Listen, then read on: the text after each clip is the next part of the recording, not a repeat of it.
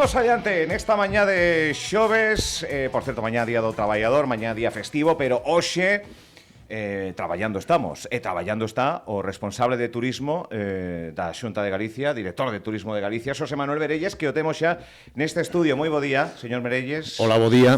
Que tal o xoves? Como vai? Moi ben, vai ben. Encamiñado ben. E cunha presentación que temos hoxe, empezamos por aquí xa a falar, na Sala Capitol, 15 edicións de que se celebra. Ruta da Primavera. Sí, a Primavera de portas abertas nas rutas dos viños de Galicia, nas 5 denominacións de orixe, e a verdade que un produto xa, un clásico, poderíamos decir, do enoturismo en Galicia, onde entre os meses de maio e xuño, pois ábrense as adegas destas 5 DOs para que aqueles visitantes, amantes do enoturismo, pois poidan coñecer o que ofrecen as distintas DO en canto a viños, en canto a gastronomía, paisaxe e tamén cultura.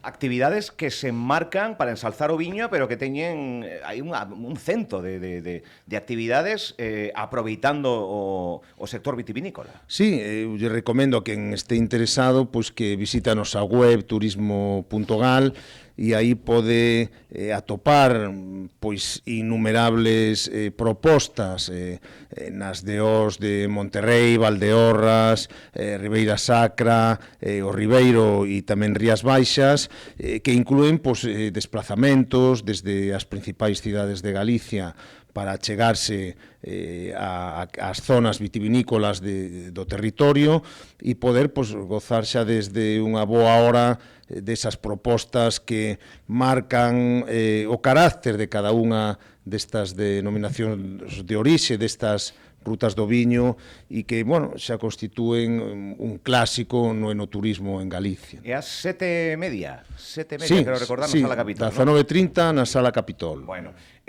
vostede foi pregoeiro recentemente dunha festa do viño, da exaltación do viño da Ulla. Sí, e moi orgulloso que estou. A verdade que estou orgulloso por ser pregoeiro e tamén por a organización da festa, que de verdade é sorprendente a calidade que se ofrece para presentar os viños da Ulla, desta subzona de Rías Baixas, e esa organización tamén a hora de elaborar pois propostas para eses días que dura a festa, e tamén a presentación. A verdade que eu quero felicitar desde aquí a todos os que están na organización e, por suposto, tamén o alcalde de Vedra, Carlos Martínez.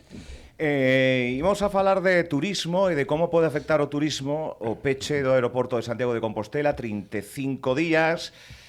En fin, como está ese asunto, señor Merelles? Pois o tráfico de Santiago, de Lavacolla, de Dorsalidade de Castro, está derivado a Alvedro, e a verdade que levamos uns días xa con esta operativa e non se produciu ningún problema. Hai que lembrar que hai 2 anos tamén se pechara o aeroporto de Vigo, Peinador, e foi Lavacolla quen asumiu ese tráfico. Neste caso, pois, bueno, a operativa está funcionando ben e a verdade que non se está producindo ningún inconveniente. Sí que se lanzou unha mensaxe de buscarlle un pouco de organigrama aos 3 aeroportos galegos, de un vos de traballo para un sitio, vos de turismo para outro. Bueno, estáis intentando que non exista tanta conflictividade entre as 3 cidades que albergan estes 3 aeroportos. Sei que existe. Existen 3 aeroportos que están establecidos desde hai moitos anos, e esa é a realidade que temos en Galicia. Nos, desde a Xunta de Galicia, estamos colaborando dentro do Comité de Coordinación do Tráfico Aéreo de Galicia, e nomeadamente no grupo de traballo que se formou pois para avanzar e que todos os que entregamos este comité pois poidamos traballar xuntos para que cada un dos aeroportos de Galicia pois poida acoller máis rutas, máis aerolíneas que nos permitan pois mellorar a conectividade de Galicia co resto de España e, por suposto, tamén con outros países de Europa e de outros continentes.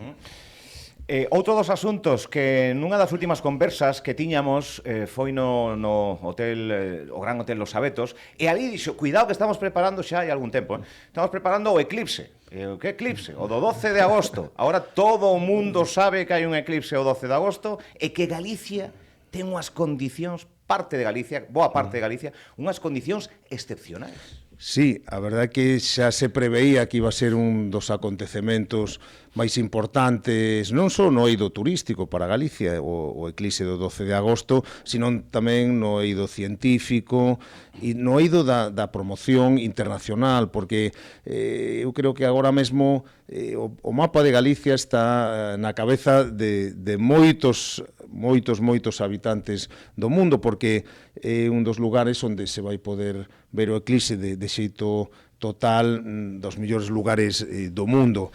Afortunadamente, pois a mitade prácticamente do territorio galego vai ser un lugar excepcional para ver o eclipse, e outra media Galicia tamén o eclipse que vai ser parcial, pero tamén vai ser un fenómeno importante. Nós levamos traballando tempo coordinados na Xunta de Galicia, pero tamén co Goberno Central, pois para que este acontecemento e a experiencia sexa o máis bonita e o mellor posible para todos aqueles que estén en Galicia ou se desplacen para velo, e que se desenvolva cas mellores medidas de seguridade que se poidan. Claro, que isto non hai unha previsión, como pode haber algún tipo de aforo, 30.000 persoas por día no son do Camiño, pois 30.000 persoas, policía, servizos, non hai previsión. No, efectivamente, tendo en conta esa diagonal que iría desde Pontecenso hasta Viana do Bolo, cara ao norte con eclipse total, cara ao sur con un eclipse parcial, tendo en conta que no norte de Portugal o eclipse será parcial ou prácticamente inexistente, pois é certo que se poden producir desplazamentos do sur cara ao norte, e iso pois hai que telo controlado.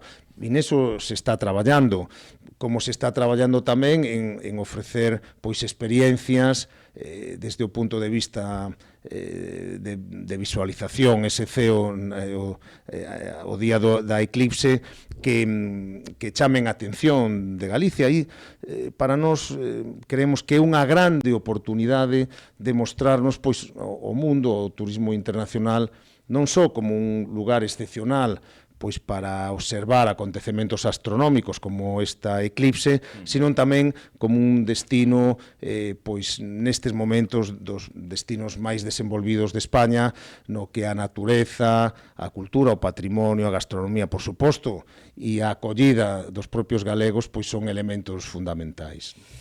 Houbo visita do presidente Rueda a China, houbo promoción en Reino Unido, hai unha serie que se acaba de estrear, El Buen Camino, en Italia, que parece ser que funciona ben en taquilla e que funciona tamén, que está traendo a moitos italianos para aquí.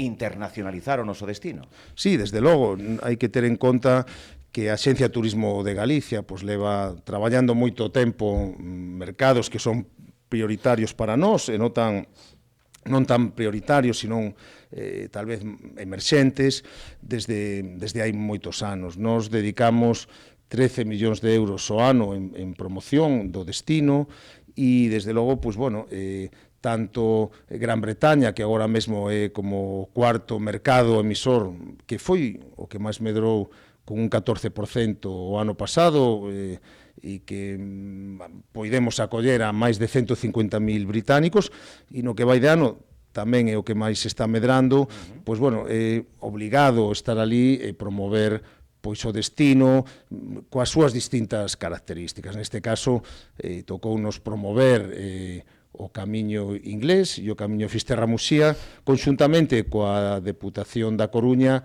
e a verdade que os resultados foron moi importantes. Nos dímonos conta que a xente coñece o Camiño, que coñece Galicia, coñece Santiago de Compostela, e por o que atinxe a visita do presidente a China, pois, bueno, o mercado chinés é tamén un mercado, quizáis, que teríamos que definir na categoría de emerxente, pero xa foron 19.000 os os chineses que o ano pasado nos visitaron, esperamos que medren, e tamén son moitos os que fan o Camiño de Santiago, e nomeadamente no ano 2026 son os que máis están medrando.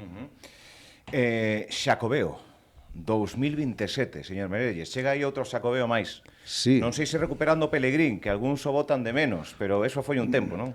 Bueno, falábamos outro día, sí, así nun foro interno, falábamos desa figura simbólica que sí, algúns gandan con bo recordo asociado ao Xacobeo, vamos. Sí, eu tive a oportunidade de compartir con Víctor Vázquez Portomeño, pois non hai moito, en unhas xornadas alrededor do Camiño de Santiago en Teo, e Víctor locía un Pelegrín, sí. Foi no 93 e no 99? No 93. No 93 foi a mascota do Xacobeo do 1993, xusto cando se levaban as mascotas aí, que o ano anterior pois COVID-92 e Curro, efectivamente, Naesco. E non iba a ser menos que o Xacobeo de Galicia non tuvese unha mascota que tuvo un grande éxito e que non estaría nada mal recuperar. Bueno, aí o deixamos, aí o rexurdimento de Pelegrín para saber que foi despois de tantos anos. Xacobeo 2027, o acabamos de ver tamén recentemente en redes, facendo un chamamento ás asociacións, facendo un chamamento aos propios galegos, galegas, as persoas en xeral, que sumen no Xacobeo, sí, que propoñan, que van ser estudiados, que temos recursos para materializalas, non? Sí. Esas ideas, esas... Desde logo, o Xacobeo é un acontecemento participativo, non hai Xacobeo sin persoas, non hai Xacobeo sin galegos, non hai Xacobeo sin empresas, sin peregrinos. Por eso, desde a Xunta de Galicia, habilitamos dúas vías para que a cidadanía, as empresas e as institucións pois podan participar con nós para que este acontecemento sexa outro trampolín de Galicia cara adiante. E nese caso, pois, bueno, temos dúas liñas, como decía, unha que é o plan director de patrocinios do Xacobeo 2027, que abriuse no mes de xaneiro e permite que todas aquelas entidades ou empresas que teñan unha idea e que pensen que pode ser susceptible de que teña o apoio do Xacobeo, pois que deixen ali as súas propostas, e a verdade que temos xa que decir que foron máis de 200 propostas que se presentaron, que as facemos por fases, para o ano 2026 e tamén para 2027, e a verdade que a resposta está sendo extraordinaria. E por outro lado, queremos que tamén o Xacobeo teña unha gran capilaridade dentro do territorio galego, e puxemos en marcha un programa que o Teu Xacobeo, con axudas de ata 25.000 euros para entidades, empresas e asociacións, entidades sin ánimo de lucro, que queiran presentar proxectos vencellados ao Camiño e ao Xacobeo en toda Galicia. Non teñen que ser localidades por as que atraveso o Camiño, poden ser calquer tipo de localidade ou calquer tipo de proxecto, e a verdade é que, bueno, o plazo pechouse o pasado luns para o ano 2026, e creemos que con unha convocatoria e uns resultados de grande éxito, e para os proxectos do 27 a convocatoria está aberta ata o mes de outubro. Claro, vencellamos e vinculamos Xacobeo pola ruta, polo Camiño, por Santiago, pola Catedral, pero queres espallar tamén a Galicia, que sexa o Xacobeo galego. Claro, desde logo, o Xacobeo é de toda Galicia, e eu diría que é un fenómeno universal. Nos, a través do Consejo Xacobeo, que é o organismo que determina que un acontecemento, neste caso o Xacobeo, que este acontecemento sexa de especial interese e que o transmita ao goberno para que as empresas poidan colaborar e ter excepcións fiscais, pois non é só Galicia que se pode beneficiar destas desgravacións fiscais, deste apoio social, senón que son as comunidades polas que atravesan os camiños que son patrimonio da humanidade, desde Cataluña, o País Vasco, Navarra, Aragón, Cantabria,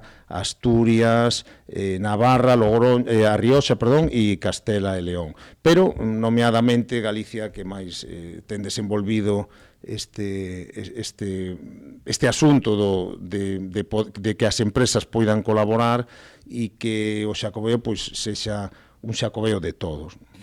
Vai ser un ano especial. Desde logo que sí. Enténdame a pregunta, vai tirar a casa pola ventana Galicia para acoller o Xacobeo 2027 no bo sentido da pregunta? Sí, porque entendemos que un momento no que Galicia turísticamente está nun momento moi bo, nunca tivemos tantos visitantes, nunca tanta xente se aloxou nos establecementos turísticos de Galicia, nunca tantos ingresos tiveron as empresas turísticas e hostaleiras, e nunca hubo tantos peregrinos.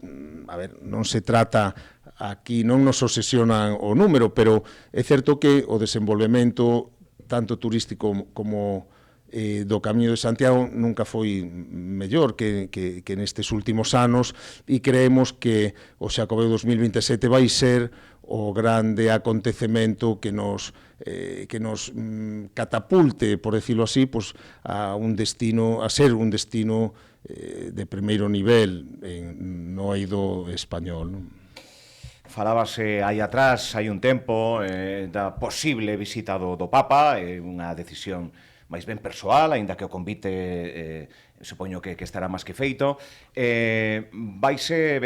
Supoño que non poderá adiantar absolutamente nada de cal esa previsión de vestir todo un ano Xacobeo.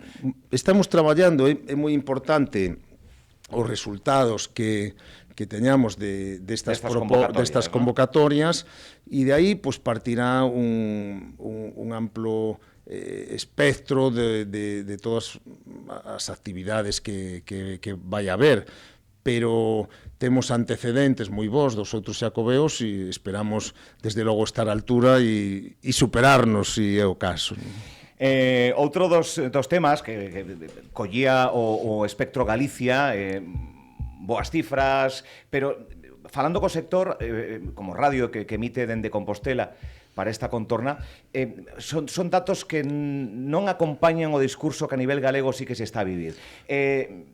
Hai algo de deficiencia no aspecto turístico en Santiago, o nota? Hai pouco presentaba precisamente da manda da Concelleira de Turismo aras de tirar da corda polo mesmo lado, non? Desde logo é preocupante pois que Santiago, que o gran destino, o gran foco turístico de Galicia, e tamén o gran escaparate, un dos grandes escaparates que ten Galicia cara ao exterior, porque a meta do Camiño de Santiago, pois hai certa preocupación por esa baixada que hai tanto en canto a número de visitantes aloxados en establecementos turísticos como a propia ocupación. É unha baixada sostida desde o mes de xuño do ano pasado, e a nós, pois, bueno, o sector nos transmite esa preocupación, nos transmite que hai que tratar de que entre os meses de novembro e marzo pois os establecementos teñan ocupación, e fundamentalmente pois nos dicen que a oferta complementaria hai que incentivarla, para incentivala traballar máis o sector máis de congresos e convencións e reunións, e tratar de afrontar unha desestacionalización concretamente nesa época. Ben, nos que temos experiencia e que levamos traballando ca cidade de Santiago pois desde sempre, penso desde que se crearon a Xunta de Galicia, pois, e o Departamento de Turismo, pois, bueno, aí estamos pois, para traballar. E tamén en conxunto co Concello de Santiago, como demostra que estemos presentes pois, nos órganos que compartimos de promoción e a veces de xestión de estructuras, e como pode ser o consorcio, ou como pode ser pois, este plan de sostenibilidade turística no que están presentes pois o Concello, a Administración Central e, por suposto, a Xunta de Galicia. Nos achegamos o ano pasado aproximadamente 7 millóns de euros ao turismo da cidade de Santiago, porque ademais de estar co Concello e co Goberno Central no plan de sostenibilidade, pois tamén temos acordos coa Catedral de Santiago, coa Fundación Catedral, para a seguridade e o control de fluxos dentro do templo e para a xestión do Centro Internacional de Acollida ao Peregrino, que son os dous lugares nos que máis visitantes hai. Nós estamos dispostos, pois, bueno, a que entre todos, pois, Santiago recupere ese pulo que tuvo e que sigue tendo, por suposto, porque aquí siguen chegándose peregrinos. Por certo, un 7% máis no que vai de ano que no ano 2025, e hai que facer pois, que eles estén en Santiago e que os establecementos pois, hosteleiros e turísticos pois, se vexan recompensados con esta afluencia de peregrinos e de visitantes. Pois revertir eses datos que no caso de Santiago, esa lectura que está facendo o responsable de turismo de Galicia, falaba desa inversión, supoño que parte tamén o son do camiño, que é unha inversión a nivel cultural turística, tamén de relevancia, que a impresión que nos dá ese brilo de ese Santiago aberto ao mundo, en contraprestación pois con outras xestións de eventos culturais que vemos na cidade, non? Isto é así, é unha realidade. Precisamente, pois o último mes que medrou o número de visitantes e a ocupación foi en xuño do ano 2025, que foi precisamente o mes no que se celebrou o Son do Camiño. Pois aí están os datos, a explicación curta e entendible. Señor Merelles, graciñas, vémonos seguramente que ás 7:30 na Sala Capitol para esa nova edición da Primavera de Portas Abertas que ten o mundo do viño como protagonista, esas denominacións de orixe galegas. Graciñas, señor Merelles, por vir. Gracias a vos, ali nos vemos. Ata a próxima. Grazas.